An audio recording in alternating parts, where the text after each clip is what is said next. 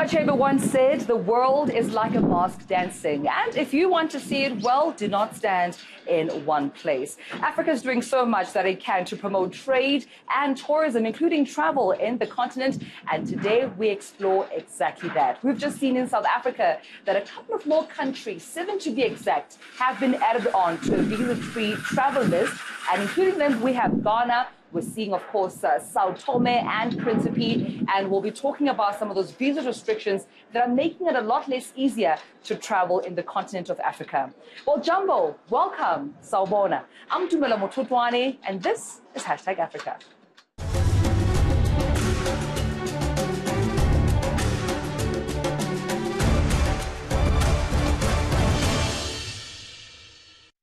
When you think about wildlife, safari, and just sun-soaking, of course you think about the African continent. Well, the World Tourism Organization also revealed that according to their statistics, Africa has seen a global growth when it comes to tourism within the continent. But with current visa constraints, is everyone able to enjoy travel in Africa? Well, we are joined by Africa's Tourism Leadership Forum founder, that's Kwakye Donkor. Thank you so much for your time and welcome. Thank you very much, and good evening to everyone who is watching. Let's talk about, firstly, the negative, visa constraints. Everybody wants to travel the continent, but are visa constraints really sort of a challenge and a barrier to opening up more of travel for anyone who wants to do so? I think the truth is, it is a barrier, but that's not the end of the world. Because if you look across the globe, a lot of countries, one would need a visa to travel. So it shouldn't be a barrier to travel. I think there are more issues that pose challenges than just visa. And I think we are very privileged within different regions in Africa. Southern Africans can travel within the region without visa. The West Africans can travel within the region without visa. You've got countries like Seychelles where no one needs a visa. Rwanda, you can get visa on arrival. In Ghana, you can get visa, a lot of them. So it's not actually a barrier. I think we need a lot more education to understand that we can enjoy the best of resources as far as tourism is concerned within our own region and within the whole continent. Well, the South African Home Affairs Department recently announced that they've opened up, of course, a couple of countries within the continent and overseas as well, saying that around, when we look at the likes of Ghana, the UAE, as you mentioned, as well as Qatar, you wouldn't need, obviously, to have a visa. It would be more of a visa-free entry to SA. Is this a step in the right direction? I think it's a fantastic step to the right direction, and it's a very progressive policy for the country.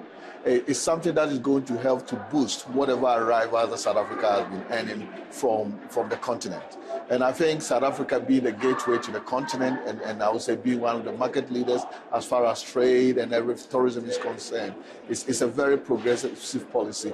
And I commend the policymakers, the ministers and the president, and whoever is supporting that initiative for doing such a fantastic work. The advantage for that is that other countries are going to follow suit. So the level of visa openness is going to actually improve for the rest of the continent. It's technology actually is the driver. It's one of the key drivers for tourism these days. From making airline bookings, hotel reservation, checking in at airports. So technology is a major driver. Visa on arrival is extremely critical, but e-visa is always the best, if you could. For the simple reason that we all have tablets or we have smartphones, and one feels more comfortable where you can sit right at home and do your visa, get your ticket, book your accommodation, or that even check-in. So all that you do is you get to the airport and basically you board a plane and leave.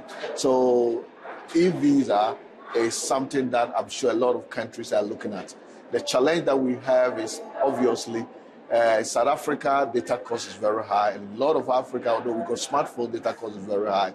So it requires us in the tourism industry not just to advocate for visa and openness and stuff like that, but also advocate for improvement in our technology and access to technology. Indeed, Kwakye, thank you so much for your time. Thank you very much. Well, that's where we leave our conversation with Kwakye Donkor from the Africa Tourism Leadership Forum. And I don't just leave you like that. We've got some news and views from across the continent. 7 people were killed and 27 wounded following an explosion in Somalia's capital, Mogadishu, on Monday. The bomb went off outside a hotel near the international airport. Militant group Al-Shabaab has taken responsibility for the attack. The Democratic Republic of Congo's Health Minister, Oli Ilunga Kalenga, has resigned following what he calls interference in his management of the Ebola outbreak. More than 1,700 people have died so far, making it the second worst outbreak ever. On Saturday, the president announced new managers would be brought in to handle the situation, leading to the minister stepping aside. When we come back, we talk to the CEO of Lanseria International Airport about a new route by Mango airliner from Johannesburg to Zanzibar. And is Ebola making a comeback? We find out after the break.